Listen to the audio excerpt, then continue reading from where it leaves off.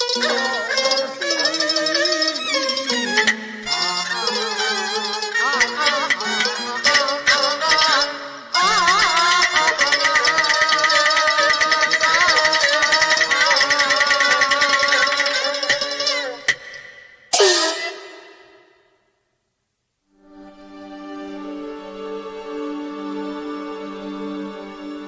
was born in Berlin, Germany.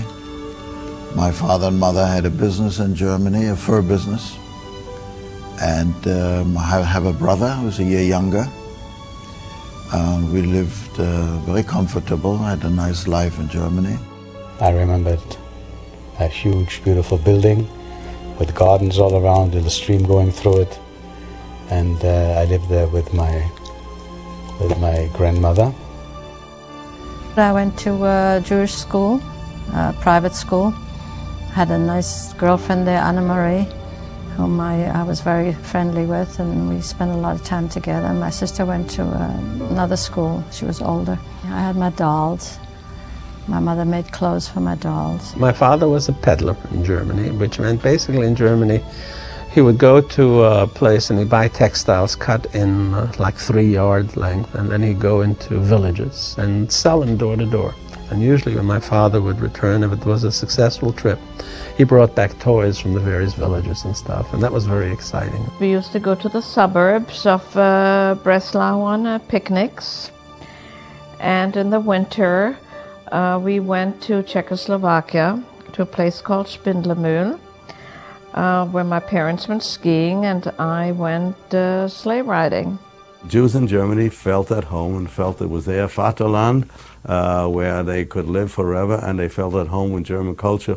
They felt proud of Germany's achievement and of Jewish contributions to Germany. And while at the one hand German Jews, especially when Hitler arose, started writing a spate of books called Jewish Contributions to Germany, Jewish Contributions to Civilizations, we're not aware of the fact that the Germans looked at it quite differently.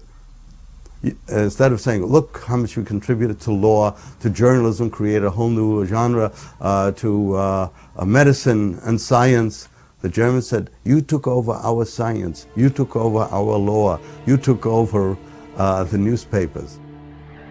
In 1933, Adolf Hitler and the Nazi Party rose to power in Germany. They immediately acted on their ideology of racial discrimination and violence. I came home from school and the Nazi Party was marching on the street, you know, and everybody standing on the side and saluting. And suddenly they said, "Haut die Juden," that means hit the Jews. And they grabbed a few people, starting beating them. And they were yelling, "We are no Jews, we are no Jews." And they kept on beating him for the cameras that were set up. Till one day in the usual ice cream parlor, we'd get our ice cream. We couldn't go in anymore, and we were just beginning to learn how to read. That's when the signs came up all over. No Jews, no dogs in the stores, no Jews, no dogs on the benches. Couldn't quite understand what this is all about, but I just remember my grandmother always taking us by the hand and says, and Hauenchen, that's how he used to call me, we can't go in here anymore, and we'll get ice cream some other place, and yeah, this Jews and dogs forbidden was all over. I had non-Jewish boys to play with, and then sometime, I don't remember what year it was, none of my non-Jewish friends would play with me, talk to me, just disregard me.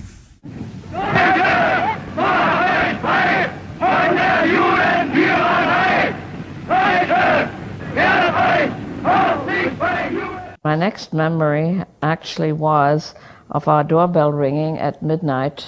I imagine it was shortly thereafter. And my parents wondering who's ringing the doorbell at midnight. It was my uncle, my mother's brother. And he says, you know, I got my chauffeur waiting downstairs. I'm on my way to France via Switzerland because it's the end for the Jews in Germany. I think you should come with us. He had always been a bit of an eccentric, this particular brother. So when my father heard it, he says, the Meshuggah, what crazy idea he has. This madman's not going to last. Things like that have happened before to the Jews. Impossible. And besides, I fought in the First World War, and we've been German for generations. We've lived here. Let's wait and see. In July 1938, President Roosevelt convened the Evian Conference to try and solve the refugee problem in Germany. But the conference ended with no solutions. The refugees had nowhere to go. Every country was told at the Evian Conference that they do not have to take more than their usual quota.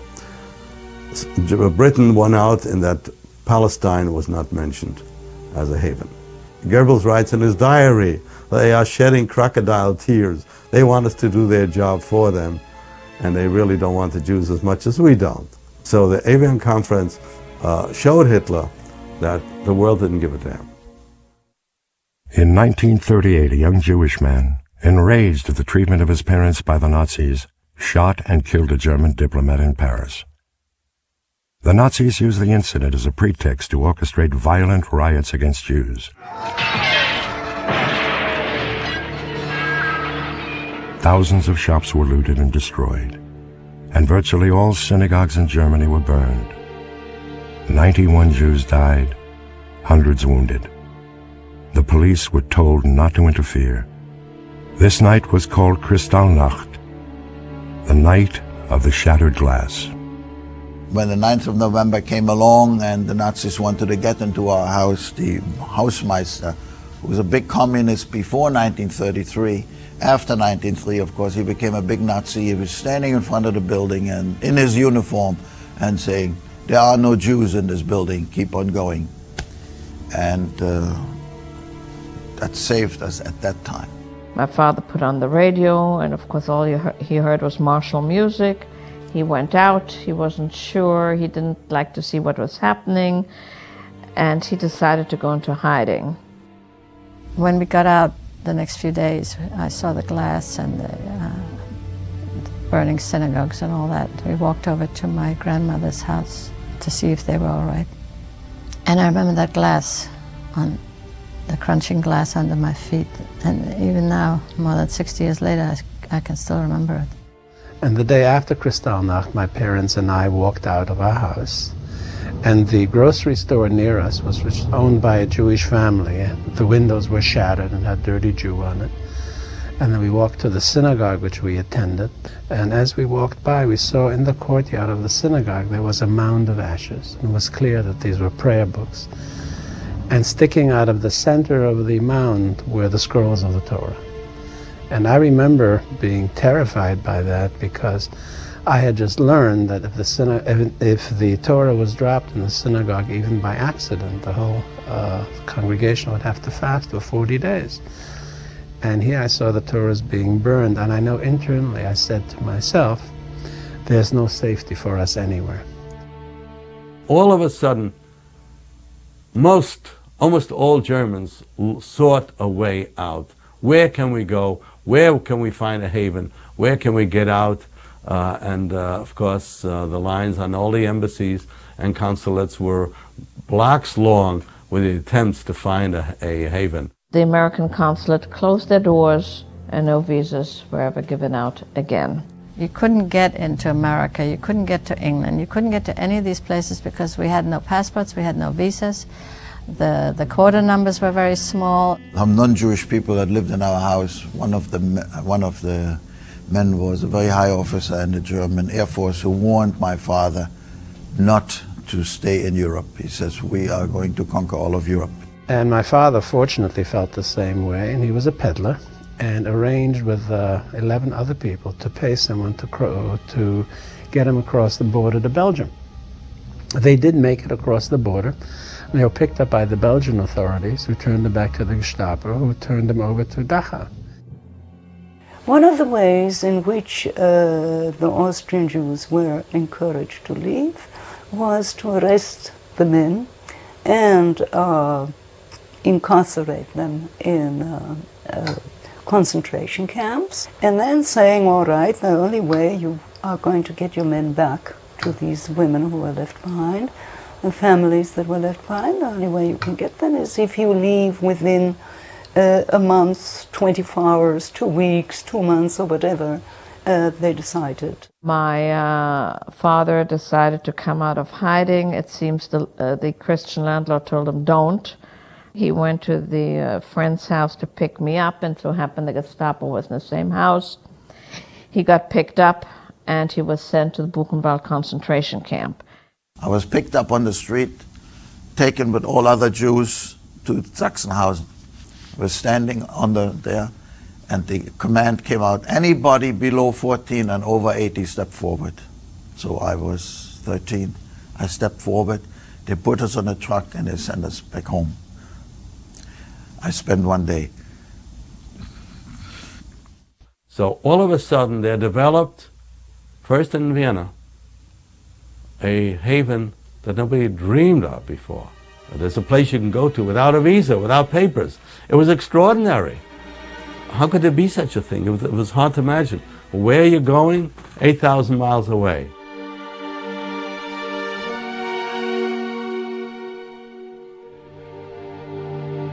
Shanghai, a sprawling port city on the east coast of China, was forced by the British to trade with the West after the Opium Wars of the 1840s. Powerful and decadent, tremendously wealthy and miserably squalid, voracious and corrupt, it became the commercial center of China. To sustain their booming trade, the West created a section of the city where Western law ruled. It was called the International Settlement. Later on, the French created their own settlement called the French Concession. The International Settlement had grown up since mid-19th century outside of the walled town of Shanghai. Shanghai was a town with walls around it, and the International Settlement grew up outside of it. They built up those ports, they built up all of them, not only Shanghai, but that was the biggest one, into a major world harbor, where the settlement created a tremendous boom. There were two Jewish communities in Shanghai. The first group came following the British during the late 19th century. They were Baghdadi businessmen and their families. As British subjects, they were able to take part in the booming Shanghai trade. They were English-speaking. They did business with the British. They did very well by doing business with the British. Some of them were enormously wealthy, like the Kaduri, the Sassoon, and the Khardun families. The second community consisted of Russian Jews who immigrated to China mostly to escape the Communist Revolution in 1917. Although not as affluent as the Baghdadi Jews, they also had a rich community life. The Russian Jewish community, which existed, the second one, grew up parallel but not identical or mixed with the Sephardim. They were separate and unequal.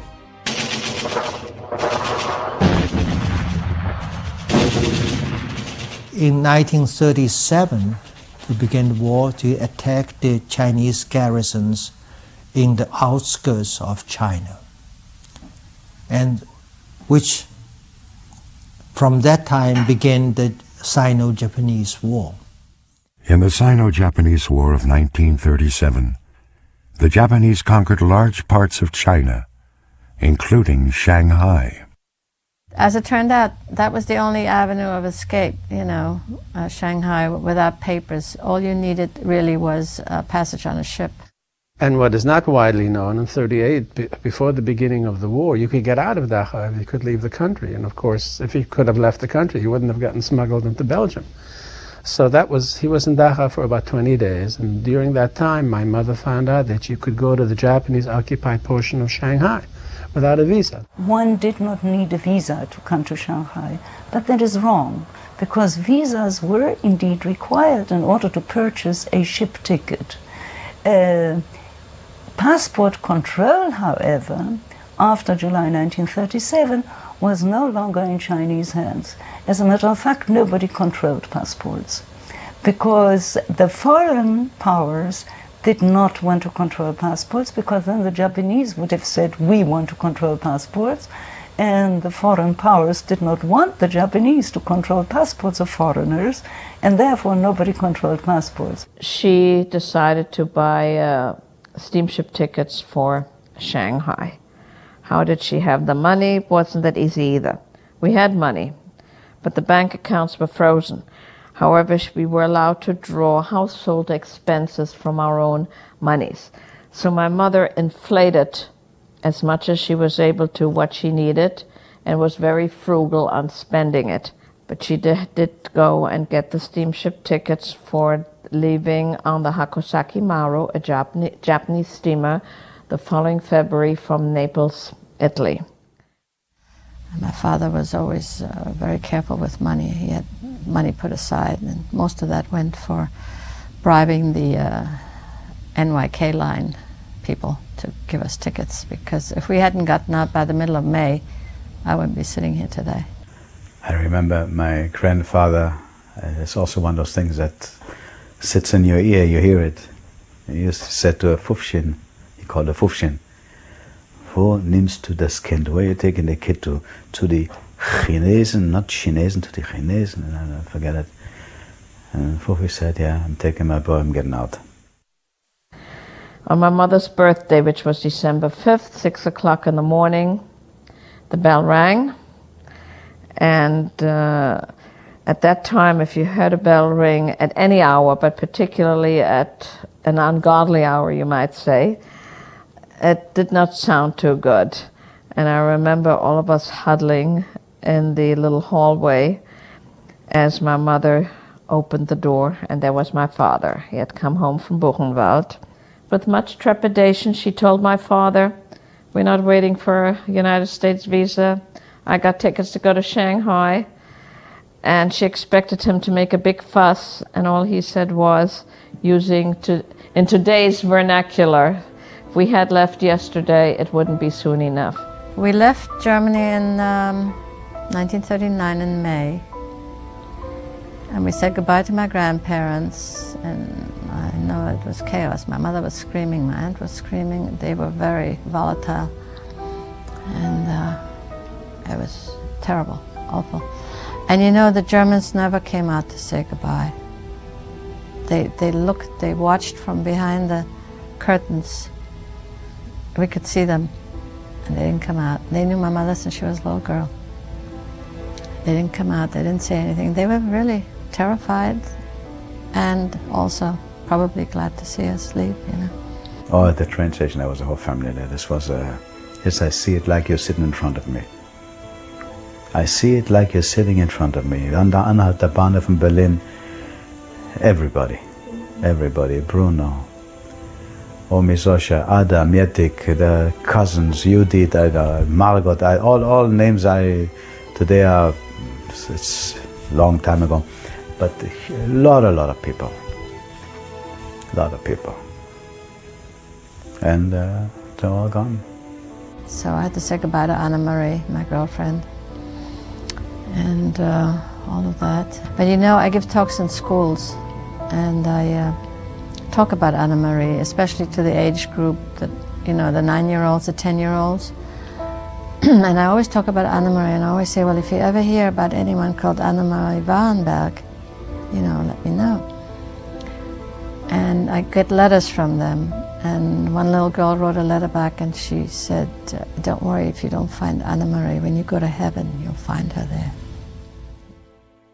When the train reached the Italian border, and the Gestapo came on board the train, and my mother telling me, you know, I want you to be very quiet, don't say a word, don't look up, don't move, don't ask for anything, just sit.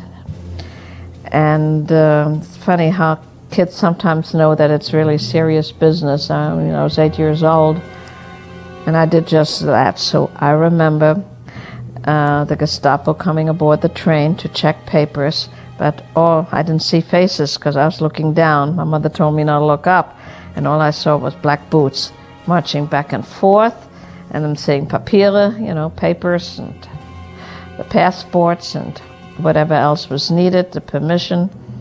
And they went through the whole train, and after they got it from everybody, they left the train, and the train started again and crossed the border into Italy.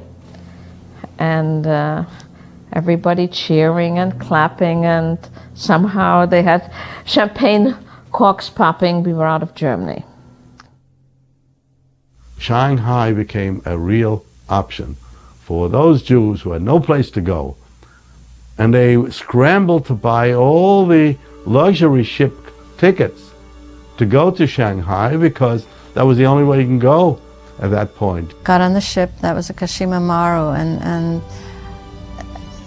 it was weird because it really looked like a pleasure cruise with the streamers and the music, the orchestra, Japanese real snappy orchestra, you know. We thought we were on holiday, my sister and me. I was 9 and she was 11. So we had fun. We had a stewardess who was assigned to take care of us, and they gave us little cakes and little dolls, and we had tea parties. We took a ship in Naples, a Japanese ship by the name of Hakusan Maru, and it was a beautiful 4-week trip. Long, beautiful trip. I enjoyed every moment of it. I didn't realize really what's going on in the world yet. We were too young for all that. My mother bought first-class passage. So we had a relatively luxurious cabin, and there was more food than anyone could ever eat. And I remember vividly throughout that trip, my mother kept saying I should eat everything inside. At that time we were kosher. We basically ate the fruits and the vegetables and much of the pastry. In Port Said, the ship actually anchored, and I remember those sand dunes on both sides. And they later told us that a few young Jews, German Jews, Polish Jews, jumped the ship and actually tried to make their way to Palestine, Israel. What's Israel today? I don't know. And there was a recurrent theme. She was saying, eat, because who knows what we'll have when we get to Shanghai.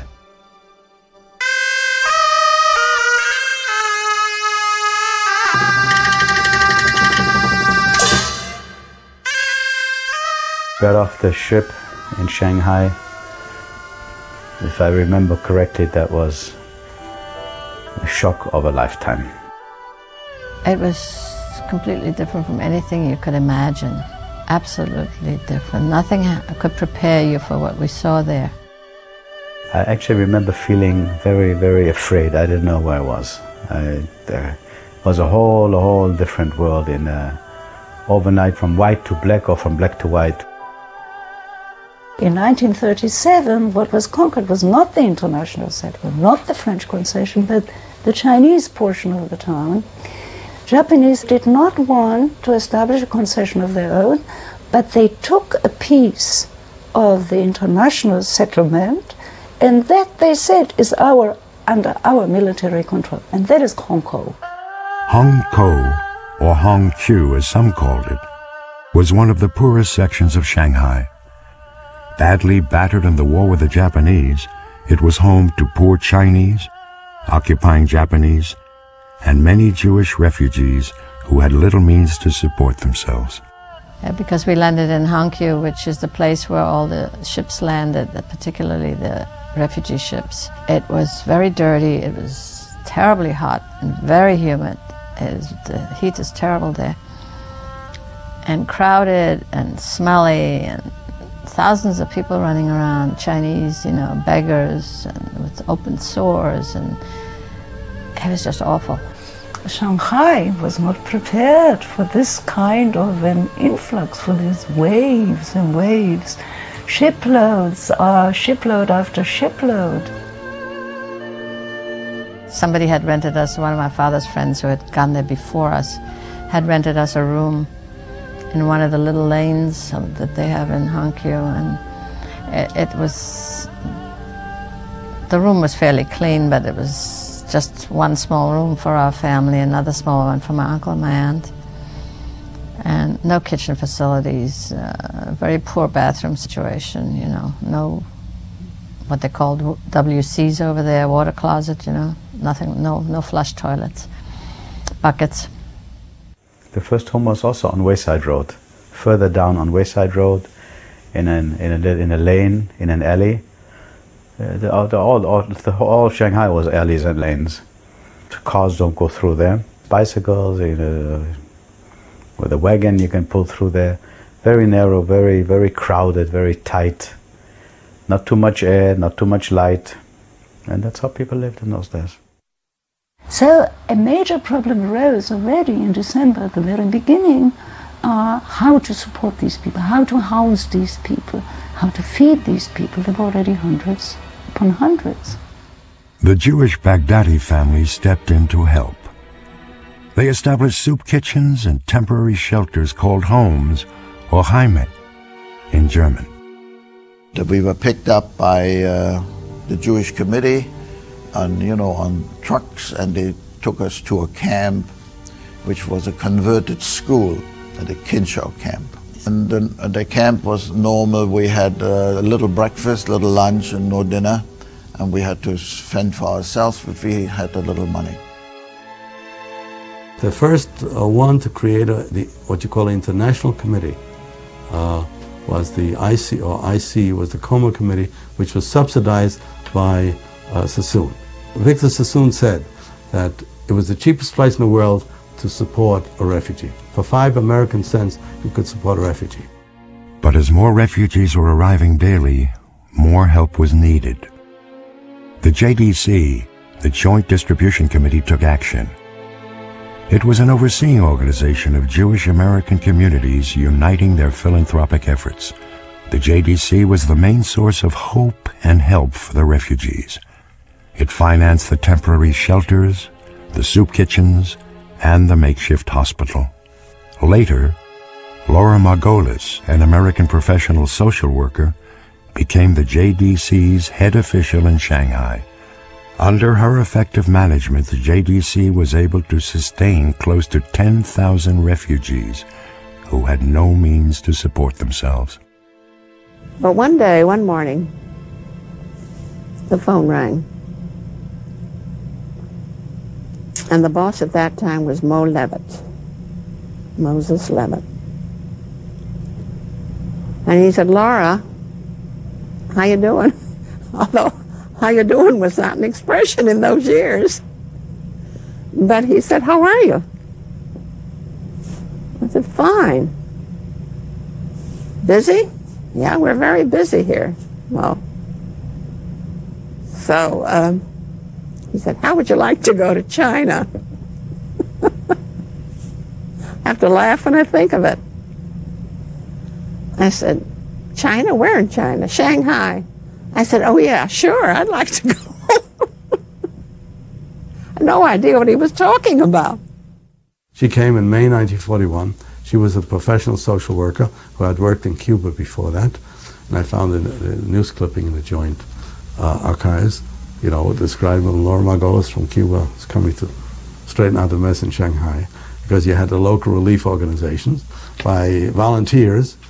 And Laura Margolis, a highly intelligent woman, sent back sometimes weekly, sometimes even daily reports describing precisely the situation as she saw it, the relief organizations, and how poorly they are managing, and the refugee problem, and so on and so forth. Now came the Polish Jews, and the Lithuanian Jews, and the religious Jews, and the yeshivot. And they wanted to be taken care of separately because, they were intellectuals and they had to have their prayer books and they had to have kosher food and chicken on Friday. And it was very, very difficult, very difficult. And yet, again, the Jewish communities did try to accommodate them, did respond. These are religious people, they need to be treated differently. So we went to the camp kitchens over there for our first meals, like everybody else did. And they had set up these homes, Heime, which didn't look much like Heim, or a home, for people who had no place to go. And they had kitchens, and they had a hospital and all this. Fortunately, we didn't have to live there. That was even worse than living in a room, much worse. It was kind of odd to see people there. They all had these new German clothes that they had bought before they left, if they had enough money left, you know. So they were all decked out, you know, the men usually with hats and suits in that heat, you know.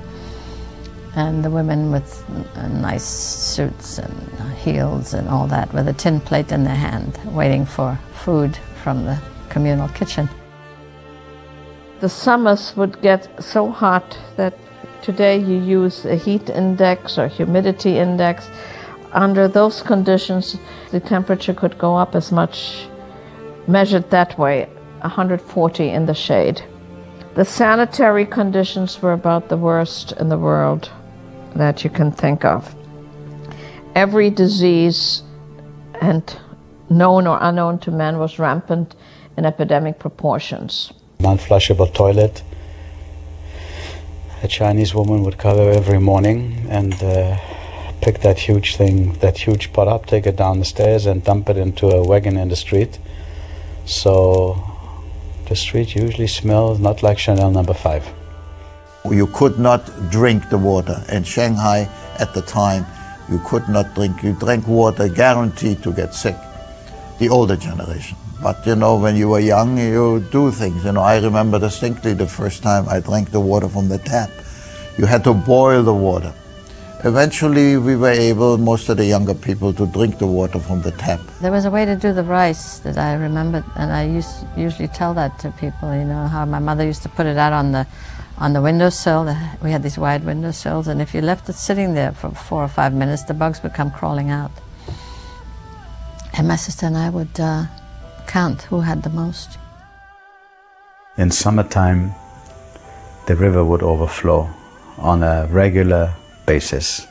Every day at certain hours, the streets were flooded, and you'd have swimming in there, you name it, and it was swimming in there.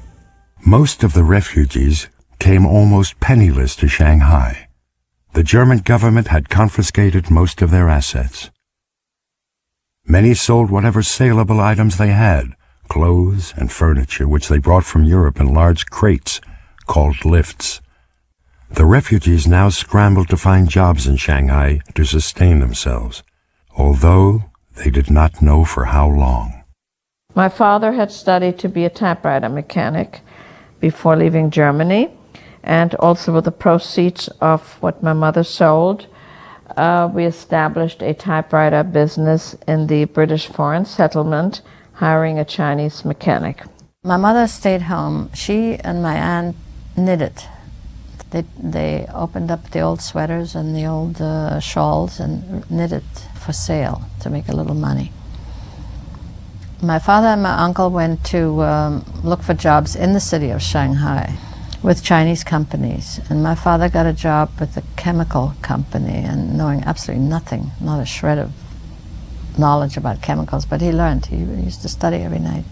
She supported her husband and myself, and with making hats. She was an excellent hat maker. And since the climate was cold, people wore hats.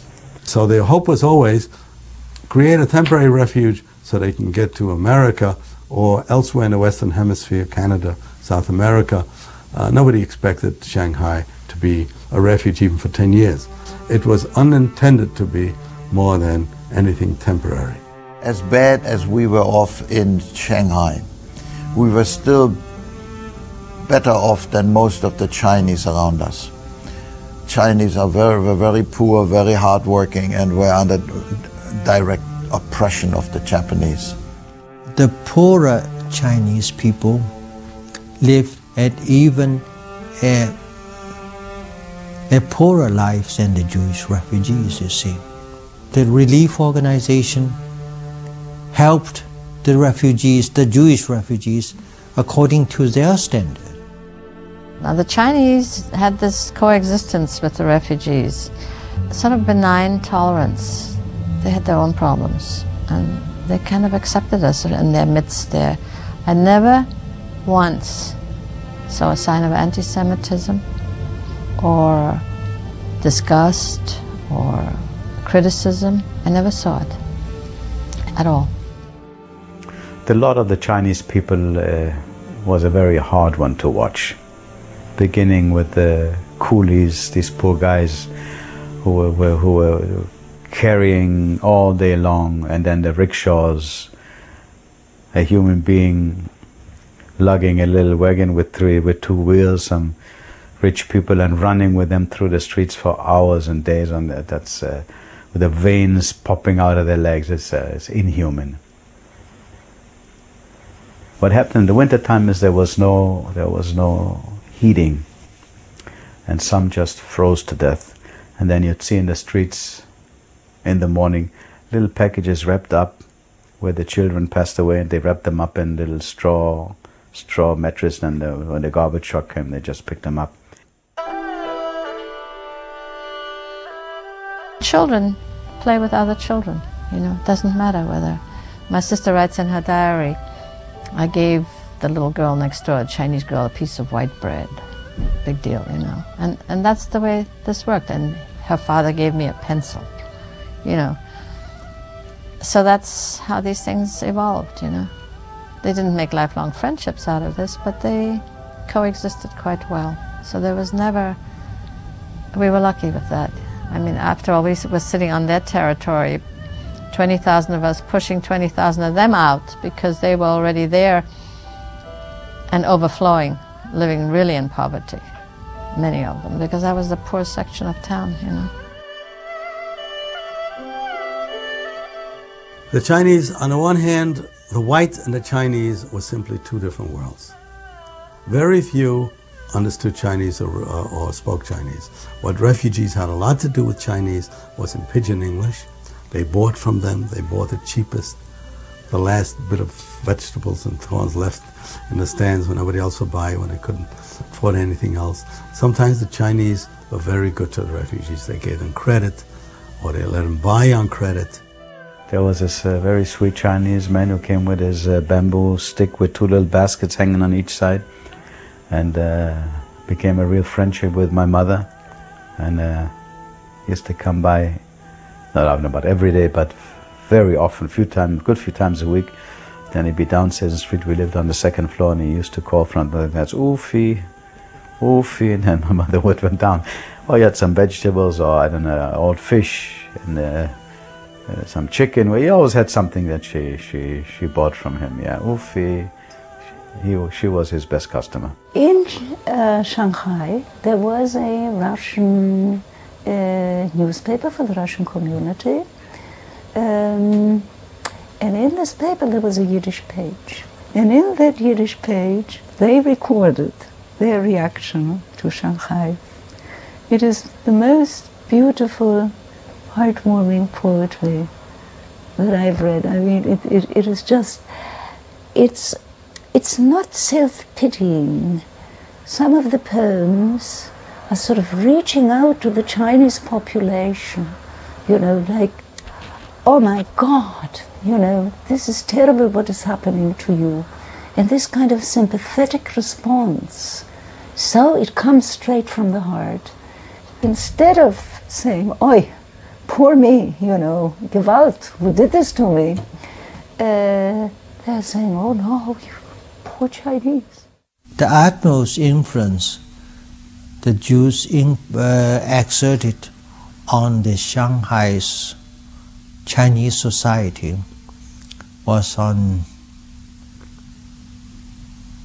music and on medicine.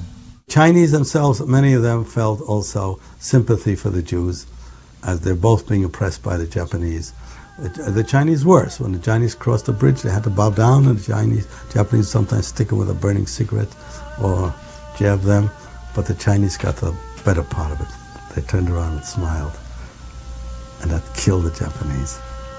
In other words, their smile, in other words, they withstood the torture and the embarrassment and said, you know what, to them in that language. And that hurt the Japanese more than anything else. Every Chinese hated the Japanese very much. They killed 300,000 people when they occupied Nanjing. I saw once a Chinese stealing a canister of kerosene, and he was caught. Right on the spot, the Japanese tied up his hands and chopped them off. And that's it. I couldn't watch. I ran away, but in my opinion, man could never survive.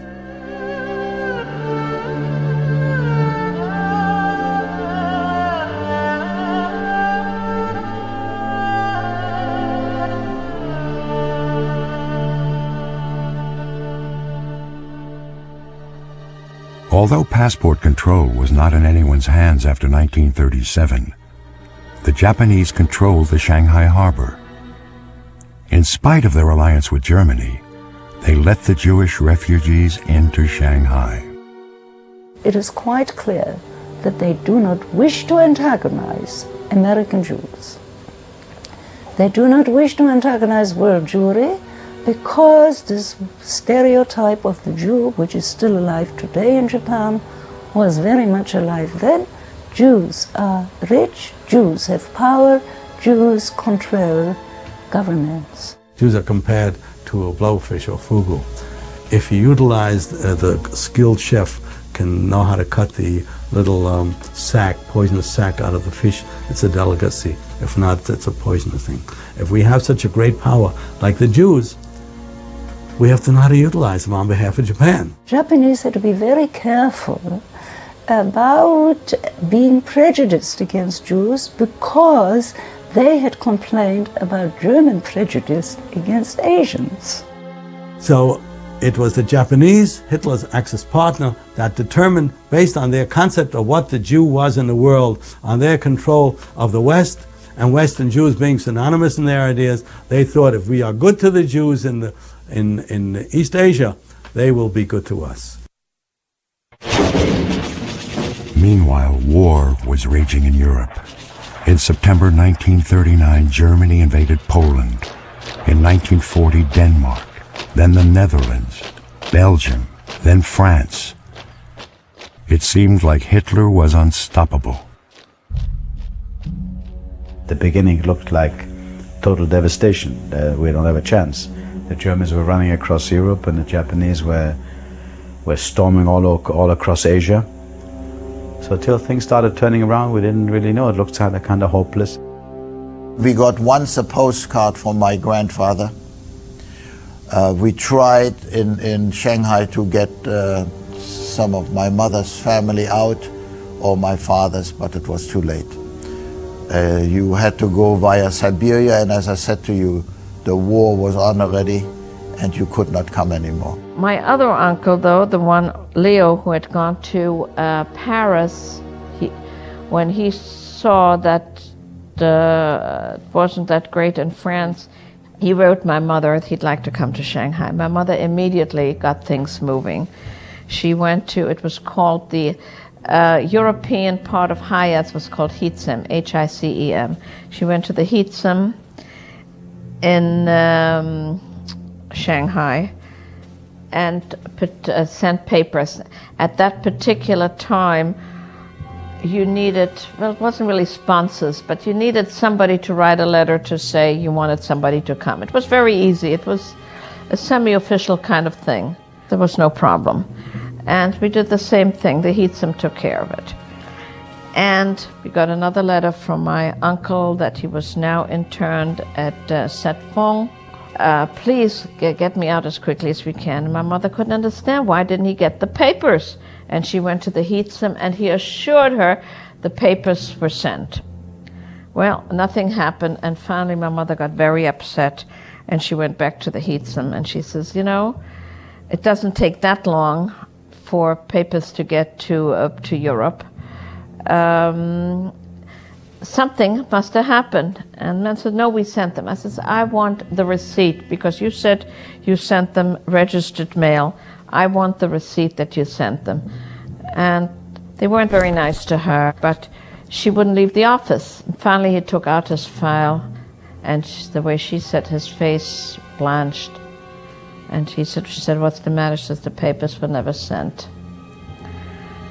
They're in this file. So my mother says, I'm going to take the papers and I will send them. She took the papers because they had to go to the Hicem in Marseille, and then he could have gotten on a ship. She took the papers and she immediately sent them out, registered mail. They got to the Heatsum in Marseille the day France fell. They never reached my uncle. And to the day she died, my mother said, you know, Leo's going to think his sister deserted him, that his sister didn't want him to come. She always spoke about that, how she sent him these papers, how they were overworked, I guess, the Heatsum. She always says, why didn't I ask to see the fire earlier? Why? Because he could have come.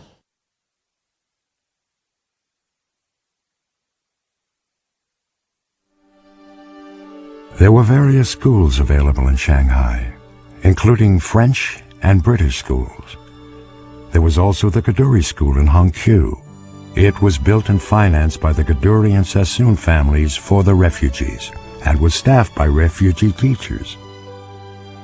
There was also an existing school, the Shanghai Jewish School, which was administered by these two families, the Sassoon and Kadoories. It was a private school. You had to pay tuition. If you could not pay tuition, you went for free. It was a school run under the British school system. The curriculum was made up in Cambridge, England, was sent to Shanghai, meticulously followed. Examination papers were sent back to Cambridge for marking and then returned to Shanghai.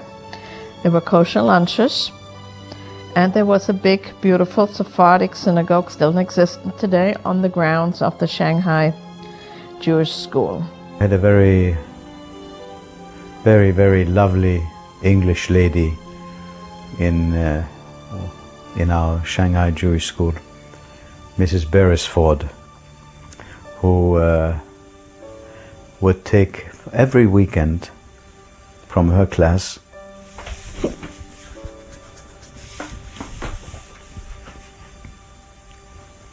one kid to a house. And I remember I was there twice. And her son was a boy named Maxwell Beresford. And that was in downtown Shanghai, not in the... And they were beautiful women, beautiful people, and for 2 days you lived again in a different world. When we kids had nothing to do, you know, in the afternoon after school or so, we got active and we had athletic competitions.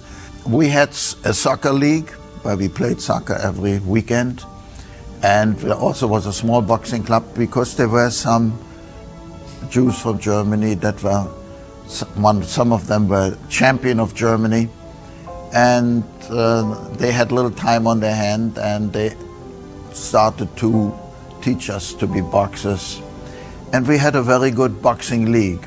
I was pretty good. I was very good at boxing. I had a very strong right. I won most of my fights by knockout, most of them.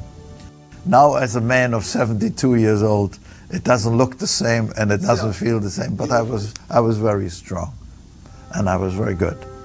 And so were others in our group. They were really good. And we had good trainers and we trained very hard and we took enormous pride to win. And all of us wore the Magen David, which was important. You know, when you're always on the bottom and everybody spits and laughs at you, you finally are on even keel. It was important. And here you have a community that, despite these disadvantages that I mentioned to you, created a viable cultural life that would have done justice to a city, as I mentioned, of 100,000. Newspapers, dailies, weeklies, monthlies, incredible array of newspapers. Of course, if one person bought it and gave it out to 10 other people to read. I mean, these were read and reread until they were torn. From Vienna, the sausages and bakery and other things. The cafe house, which was a standard in Vienna, even in Germany, they brought to Shanghai. Architects created a whole new area where the bombed out part of Hangzhou had been rebuilt to create apartments, rooms for refugees. They created a theater, and this includes the German theater and including the Yiddish theater. And they had cabaret evenings in these little restaurants that were fabulous. I mean, we would go there once in a great while. My father would come out with enough money for us to go to one of these places. So we would go there and we'd listen to them sing and make jokes about people like Herbert Cernik and Raya Zomina. She sang in Yiddish. And they were so funny, these two, and they were so good that there was a lot of that going on.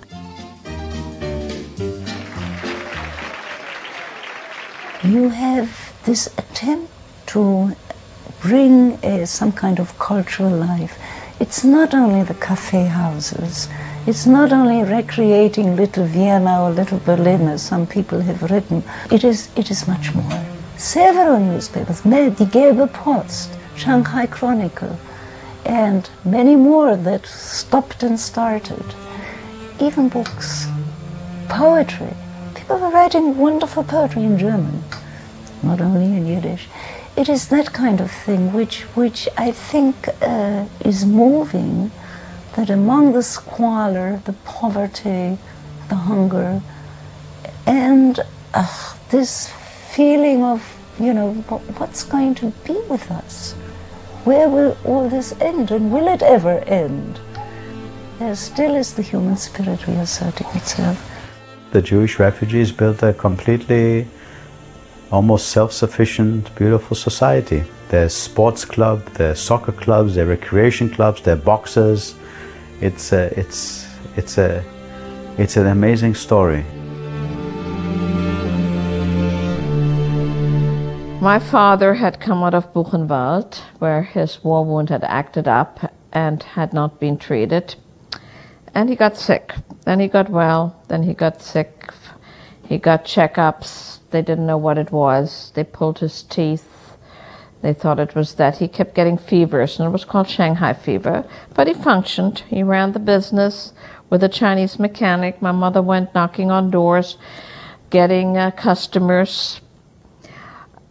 She did the bookkeeping, she did the correspondence, she did the appointments, and my father did the repairs together with the Chinese mechanic. And then he got sick again, and he died just like that. He was 43 years old. They're never sure what it was, but they presume it was some kind of a parasite or something that he harbored from Buchenwald.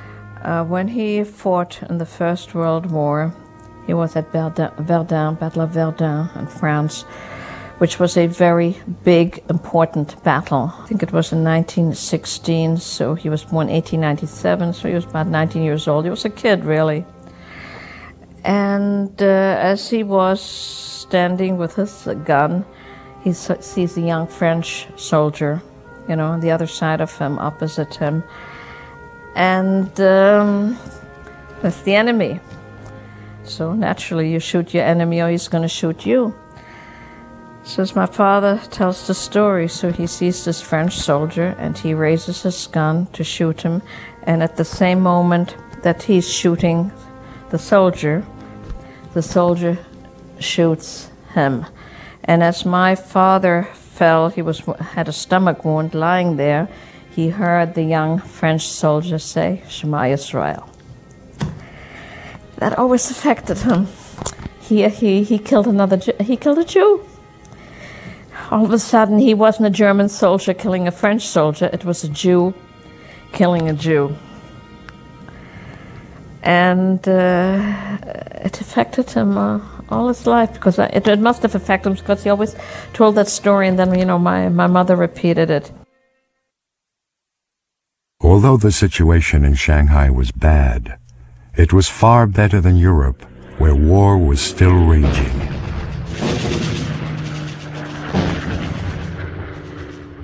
The refugees felt relatively safe in Shanghai under Japanese occupation.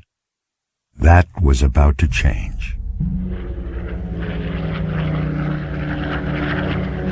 In December 1941, Japan attacked the American naval base at Pearl Harbor.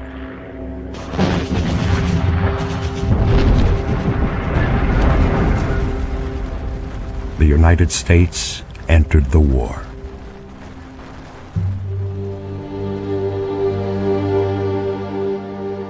Pearl Harbor was not only a major shock, which verified to some of them who were told by the Gestapo has a long arm, and it reached out even to the Far East. It was a double shock. Here they thought, we have difficulties here and there, but we're out of danger from Germany. And all of a sudden with Pearl Harbor, they find Germany and Japan are allies, and Germans again are involved in their affairs. And we got very frightened. With America at war, we're not going to get out of Shanghai. Looked out the window, and all the ships in the harbor were burning. Japanese had come across the bridge, marched into our hotel, occupied the hotel. We were at war. The Japanese quickly took over the international settlement. The British and the Americans were now enemies of Japan and were regarded as prisoners of war. The Japanese imprisoned them in internment camps at the outskirts of Shanghai. That group included the Baghdadi Jews, who were also British subjects. The Sephardi community, which had been helping the refugees, was now no longer in the elite position that they were before. They themselves were reduced as to how much money you can take out of the bank. Most of their money was confiscated, and within 3/4 of a year or so, certainly by the end of the year, all the enemy aliens, meaning British, American, British, Dutch, and nationals, were interned. And I remember when they locked all the British up,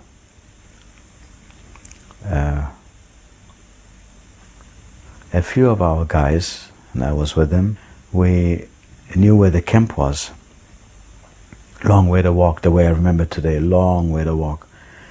We gathered whatever we could steal, some cans, some this, some that, and we walked for kilometers, the way I remember it, and we brought them something. We were all locked up in the camp, British camp, and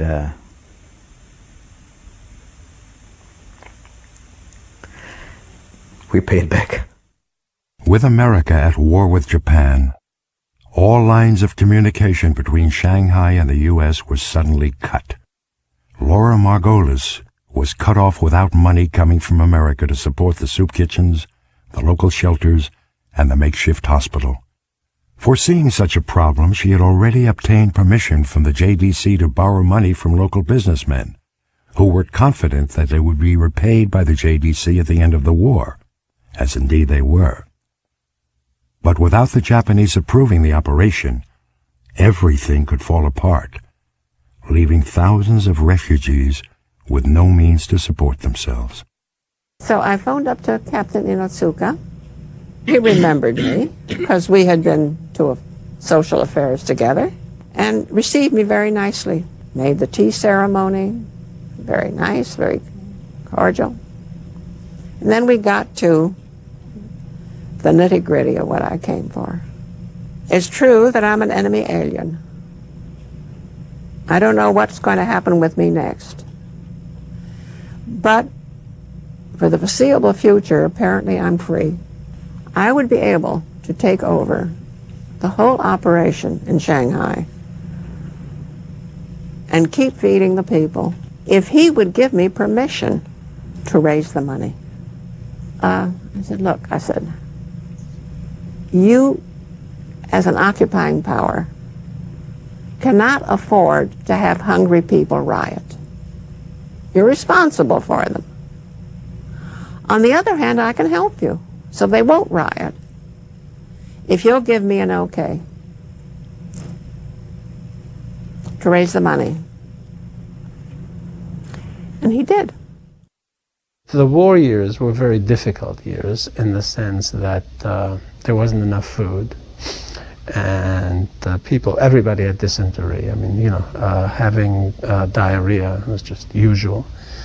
And food got to be very difficult in 43, 44, 45. There wasn't a lot of food. A lot of people were clearly suffering from malnutrition. You had the sense, as a young kid, I remember the people were shrinking into their clothes. They looked gaunt and looked shabby. Little Chinese boys would be chasing grocery trucks. They'd have a knife. They'd cut a hole in the sack. The noodles would fall into the gutter. They'd sweep them up. and they would be sold very cheaply, and then my mother and I would sit around the kerosene lamp or whatever was available in the way of light, and we'd separate the noodles from the debris. Debris being broken glass, rusty nails, stones, whatever swept up from a gutter. I remember we were sitting on the balcony once, Werner, my second father, and I, tiny little balcony, and my mother was in the street. She had just brought her bread, and some young kid came up. We saw it. Some young kid came up, grabbed the bread from her arm and started running. And when she came up, she says, "He must have been even hungrier than we are." So, no, there wasn't much of anything. Since the Baghdadi Jews were imprisoned in internment camps with the British, Laura Margolis called upon the Russian Jews to help the refugees. The responsibility for the refugees fell now on the Russian Jews. And I would say, first they had no choice but to accept the responsibility, but also they did their best.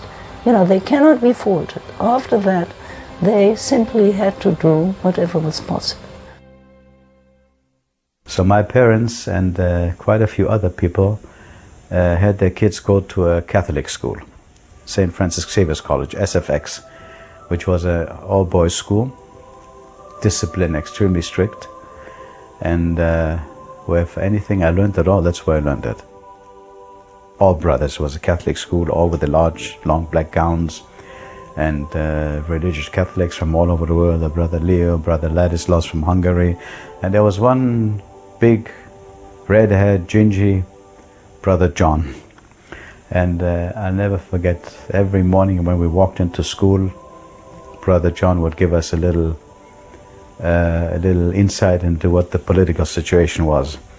And he was very, very anti-Allies. He was very much pro-German and pro-Japanese, and he was a real nice guy. He was very nice, especially to us Jewish kids, and yet his actions showed different, and the words that came out of his mouth were different. After the war was over, it came out that Brother John was actually a very high officer in the British Army. He was no brother, and not a religious man, but set up in there. And apparently he was one of those that gave a lot of information of what's going on in Shanghai as far as the Japanese army is concerned to the Allied forces. The refugee community was very worried what was happening because after all the enemy aliens of Japan and Germany were interned, what was going to happen to us. Knowing that Jews were always first on line when it came to bad things happening to good people, so to speak, what did they have in store for us? On February 18th, 1943, the Japanese issued a proclamation ordering all stateless refugees who came to Shanghai after 1937 to move to a segregated area in Hongqiu. That's when the German influence became much more crucial. And German influence pressured the Japanese into creating a ghetto. This was the tendency of the Japanese in ruling. And here this whole puppet state concept comes into play. If you have them nice and compact all together, you can watch them and you know what they're doing. Then what you do is you give them someone to watch out over them. No direct rule. That's the puppet, you see, government that watches over them. That's exactly what they did in Shanghai. It wasn't, you see, a real ghetto. It wasn't the ghetto that we know from Europe. It wasn't that. It was a different concept. It was a very Japanese concept. And yes, all foreigners need to be watched. The ghetto didn't have any walls around it, you see. It didn't have to, because if you saw a European face in downtown Shanghai, and they were not German or Russian, they had to be one of us, because all the Americans and all the British were put into internment camps. So we moved into that ghetto area. My mother sold a bunch of the possessions we had just to make room, and we had a very tiny room. There were at the end 10 people in this house. We lived in a Chinese house which was owned by a Jew, but there were 5 families in the ghetto, and we had the attic, which was like this. It was not, we were not able to stand straight, only in the middle of the attic. On the side went all the way down. And the major problem we had was my brother contracted polio in China.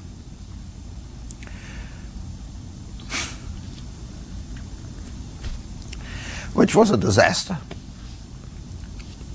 Food was scarce. But eventually we couldn't get out from the ghetto anymore, so I started getting a job. I worked in the kitchen, and the school had a kitchen. We all had to move into one room to 51 Chusan Road, which was right smack in the middle of the ghetto. Well, they never called it a ghetto. They called it a segregated area, but it was a ghetto.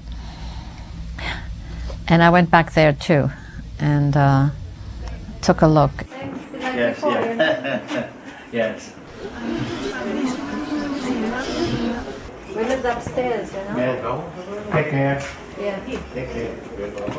Be careful on the steps. Yeah. Take care. Yes, on the steps. Yeah. It all comes back. This is the original. Everything comes back. And the roof looks the same. It's amazing how it didn't change. I can't believe it. We used to have the rice on this windowsill and take the bugs out of the rice. My sister and me. There was another window, and we had a little kitchen where there's now a wall here with one little stove, 2 rings of gas, but we never used it because we didn't have enough gas, and a little sink with cold water running, and we put a curtain across it so that nobody would come in when we washed ourselves. Never took a bath during the war, just sponge bathed, because the bathroom down the hall was so dirty. Everything comes back. We did everything in this room. We lived here, we slept here, we argued here. I learned to dance in this room with my father to the radio. Voice of America, we tried to get it, but it was forbidden, so we had to be very careful. My mother always had flowers on the table. You could buy flowers.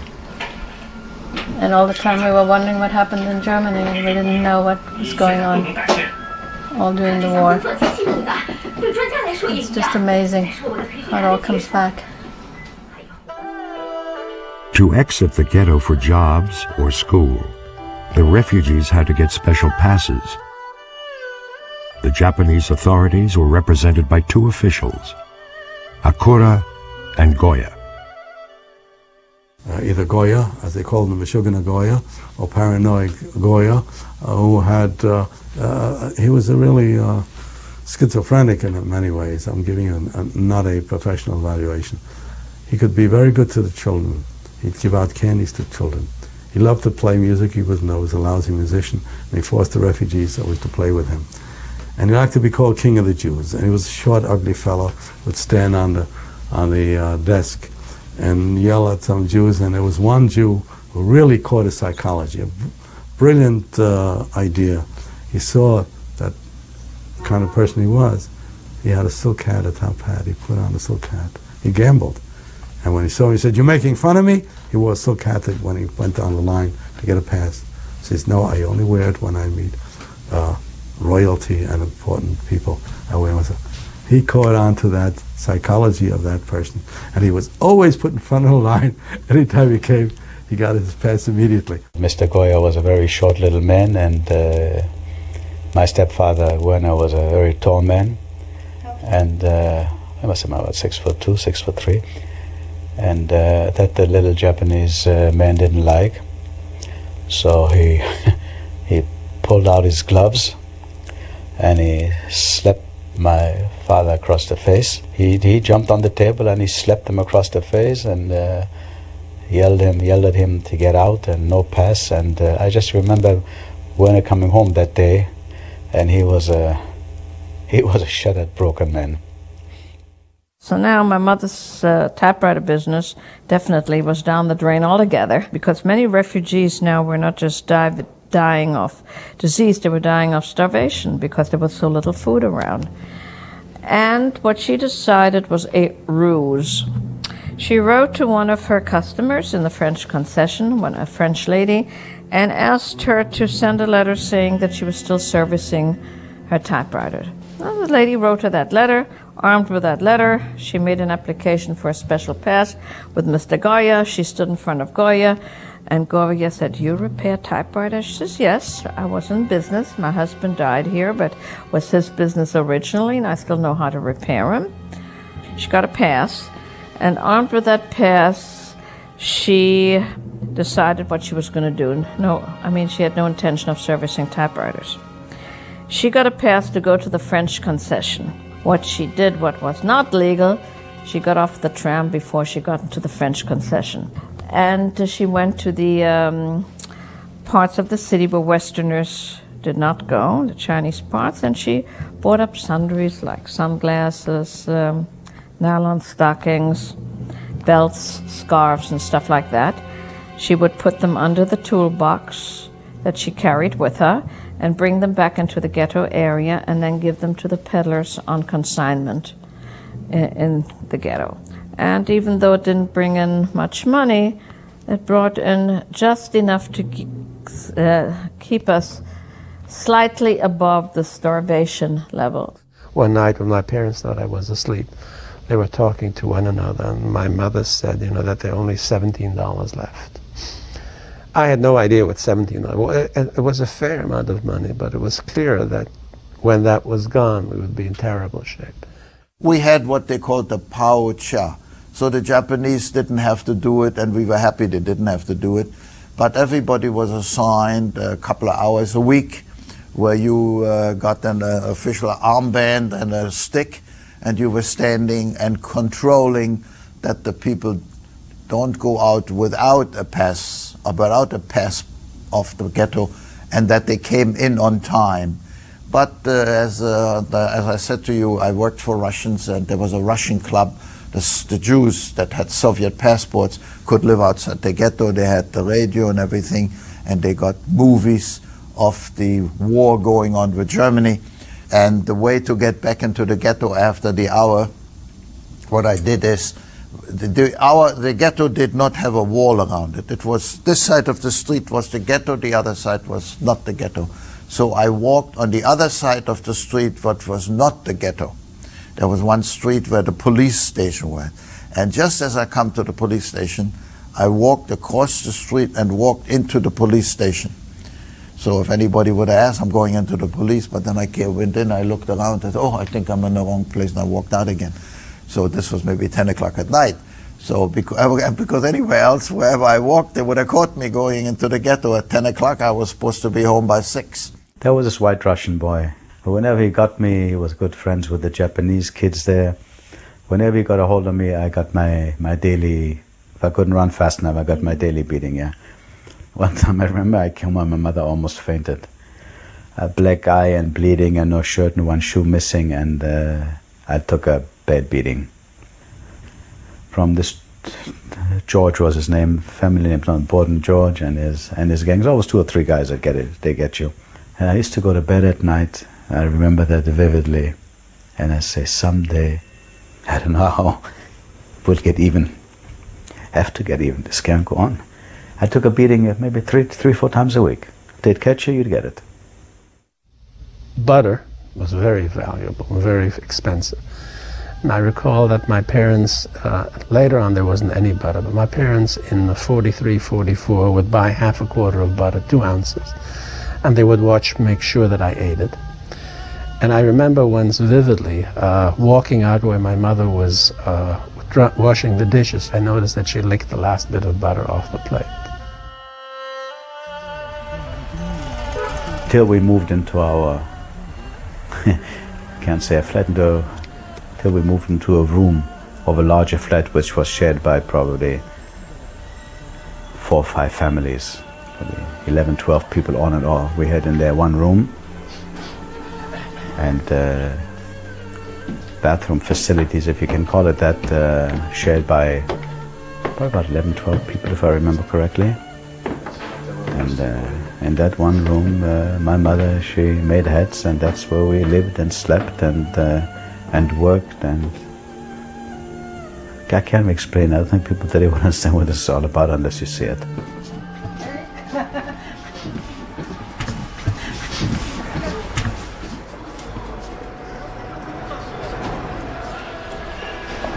Yeah, here we had our windows painted black, and if a little light would shine out, the Japanese would be cursing from the streets. I don't want to tell you what they curse, but I could repeat if I wanted to. They used to yell from down there, "Baguero," and and if the little light shone out, they'd come smashing the doors, and so we made sure that the windows were all black with schmattes covered in it, so nothing would shine out. And well, and Fufi would lie under the blanket at night. They had a tiny little radio. I don't know where they got that one from. And all covered up, they'd listen to the news. Fufi understood a little Russian, so they used to listen to the news in Russian, what happened in World War II, and then we'd hear from the Soviet Union that the Russian armies have started turning things around and pushing the Germans back, and that gave us a little bit of hope. Gave us a little bit of hope for the future. It didn't all seem that bleak in those days. Otherwise, that's about it. From here we went to school. Here we came home after we got beat up, and this room has a lot of history. My mother was a very fine lady.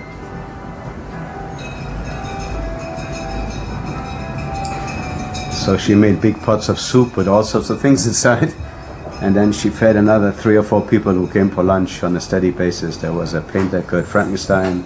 There was a Mr. Boucher, who in turn taught me Russian for the food he ate.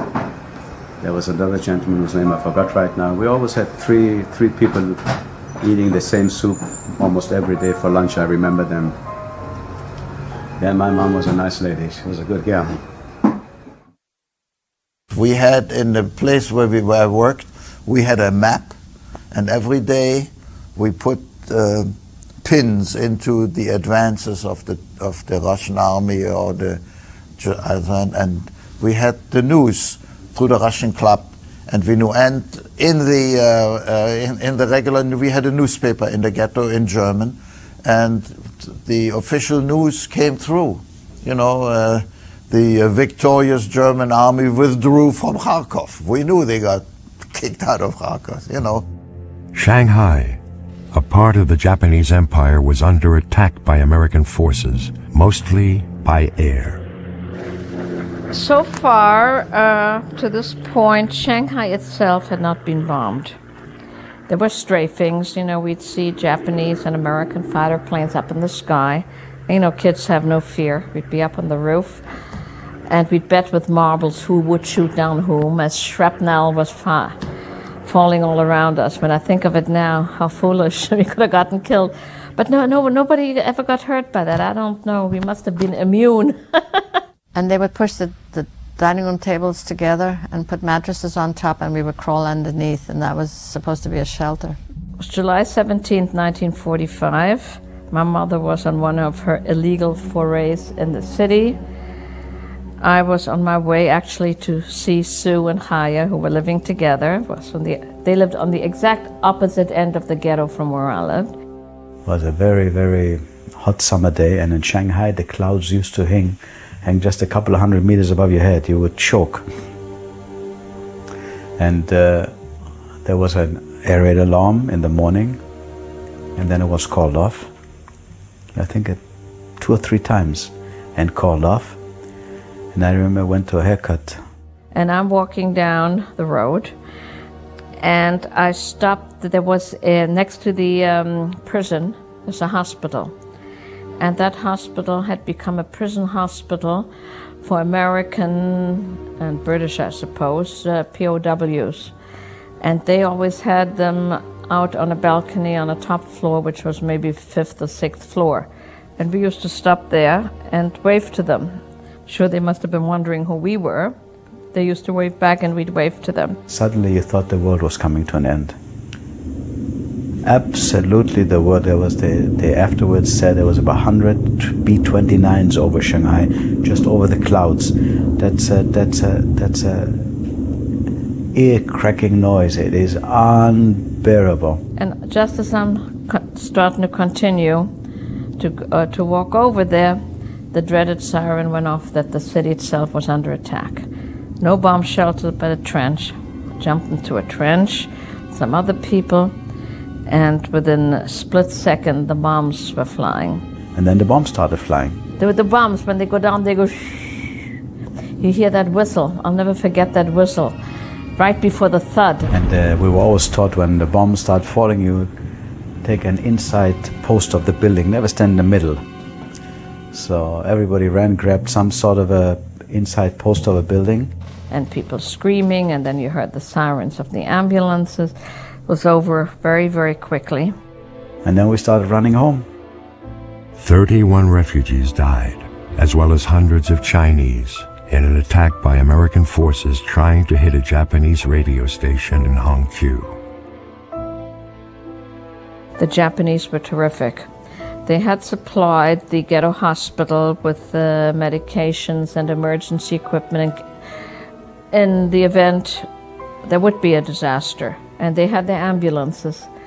They came and they took care of everything immediately. Didn't matter if you're Chinese or white or green or yellow, what, that didn't matter. We had shrapnel coming into the window where we lived in the room, on my sister's bed actually, on her pillow. And I kept that piece for many, many years, you know. Could see the evidence of the destruction all over the place. There were shells of houses, and you could only see that walls had remained where houses had been, and there was rubble and strewn everywhere. In the afternoon we went for a walk around the district, and that was devastating. Dead bodies, blood, this and that. I remember I couldn't fall asleep for a whole month. I used to sit in bed all night long with nightmares, and I couldn't fall asleep. I didn't do my schoolwork. My head was just not there anymore.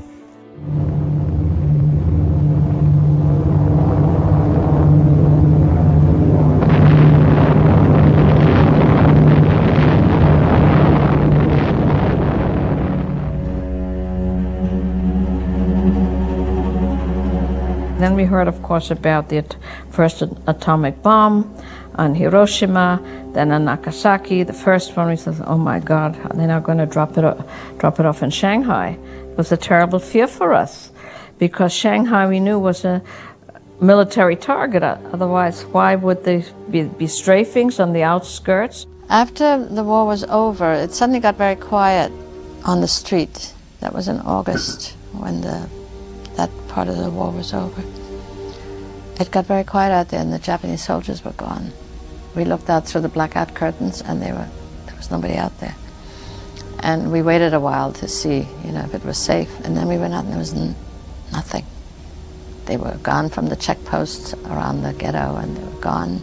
They were out of there. That's when we found out that it was over. And when the war was over, we were in good shape. We're strong kids, played a lot of soccer.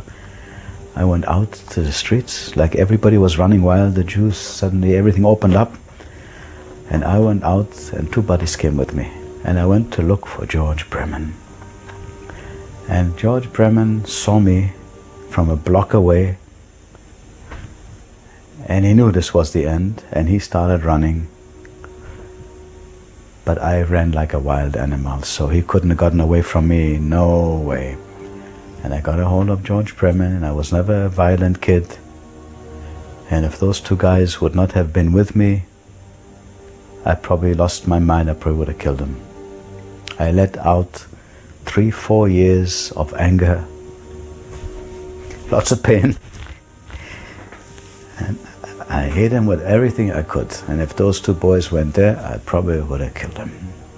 Because I lost all humanity at that time too. After the war was over, the Red Cross released lists of surviving family members in Europe. The refugees rushed to see who survived. Few did. Soon after, news of what happened in Europe reached the refugees.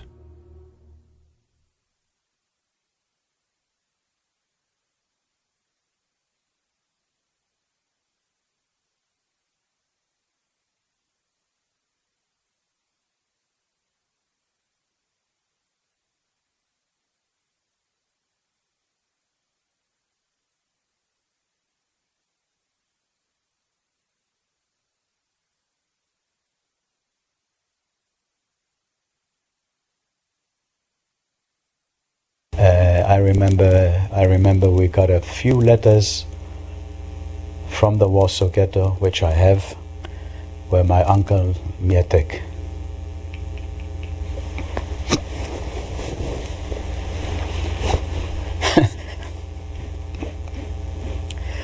wrote to his sister, my mother, if there's anything she can do to help us get out of the Warsaw Ghetto.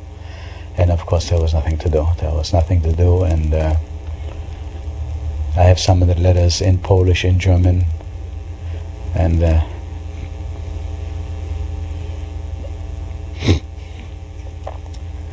they're very sad letters of help us get out of here, but there was nothing my mother could do. A completely lost situation. And yeah, those were the last letters.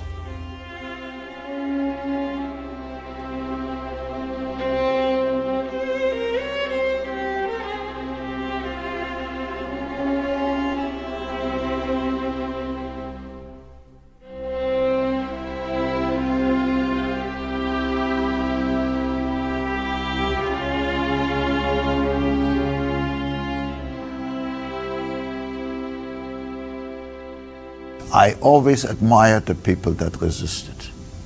I've taught my children that. And I thought by being an athlete and by showing a different way of a Jew, that I contributed something that we Jews are different, and it can never happen again. It won't happen again. I will have really nothing to do with Germany. Germany decimated my whole family. Germany changed my whole life.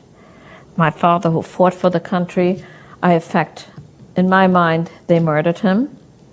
And I have no aunts and uncles that I know of. I grew up without cousins. My mother had a very difficult life. Everything was taken away from her. I can't forget that.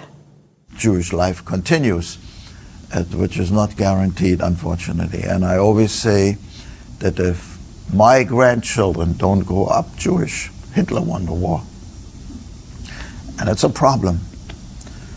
Anti-Semitism never bothered me as much as assimilation. Most of the rest of the family that I'd gotten to know from our yearly visits, and I spent a month or two in Poland every summer, did not survive.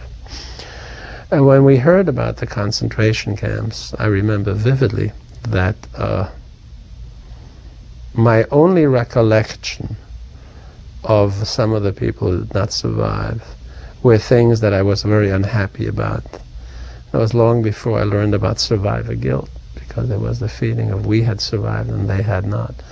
And I remember the last time I saw one of my cousins who lived in Dembitz, and his mother and I understand his father survived. And I was always very jealous of him. He was clearly the brightest of all the cousins. We must have had 8, 9 cousins. When we get together, he could solve any puzzle and stump the rest of us. But he was physically somewhat more awkward than I, and I remember vividly that the last time we got together, I had a big fight with him.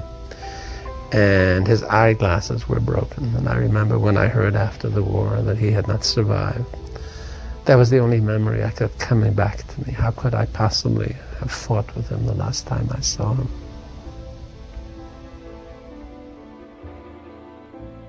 But on the whole, they didn't know what was happening.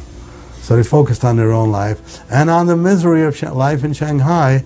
And lo and behold, after the war, they found out they're living paradise compared to what happened to their brethren in Europe. That's what it was. It's all a relative thing. But you don't know you're living paradise till you're kicked out.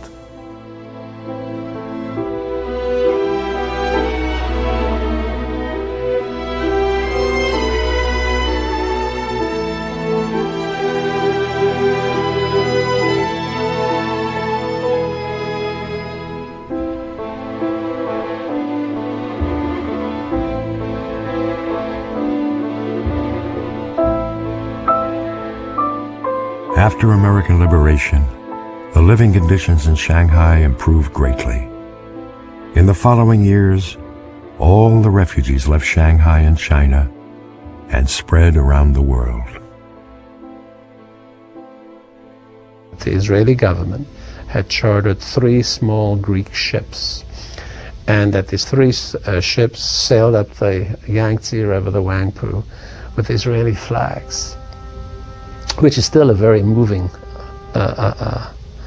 moment to me, because obviously if they were in Israel, there wouldn't have been a Holocaust. It's as simple as that. And of course, anybody who wanted to was welcome to go to the ship, go aboard the ship.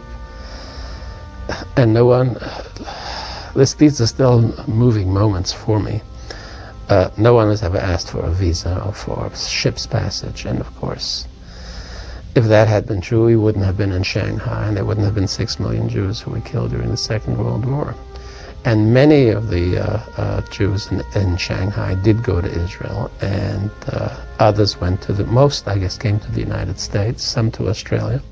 We came to the United States on a U.S. troop transport, the SS Marine Lynx, which was a beautiful ship for transporting the U.S. Army. Beautiful ship that took us from Shanghai through Yokohama and Hawaii to San Francisco. A couple thousand Jewish refugees on the ship. Ship got into San Francisco at 3 in the morning.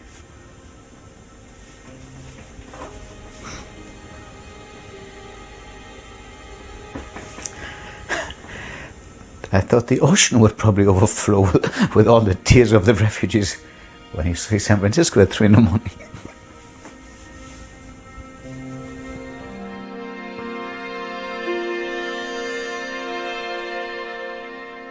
But on the transcontinental train from San Francisco to New York, I happened to be in a train with 2 black soldiers. And we usually, as soon as the train would stop, we'd get off just to stretch our legs, get a different environment. We got off to Albuquerque. The black soldiers didn't get off. I didn't understand why. And I walk into the station, and there's a sign, white men and colored men. And I remember vividly, I felt as if I had been slapped. And I also felt that I couldn't face the black soldiers. And it's not that I was, that racially conscious at the time. Of course, I knew about discrimination. There wasn't anything new to me. But I'd never encountered it firsthand since we left Germany. And I think the one thing I learned, having lived among Japanese and Chinese people, is that, I can't find it in myself, to hate a nation or a people.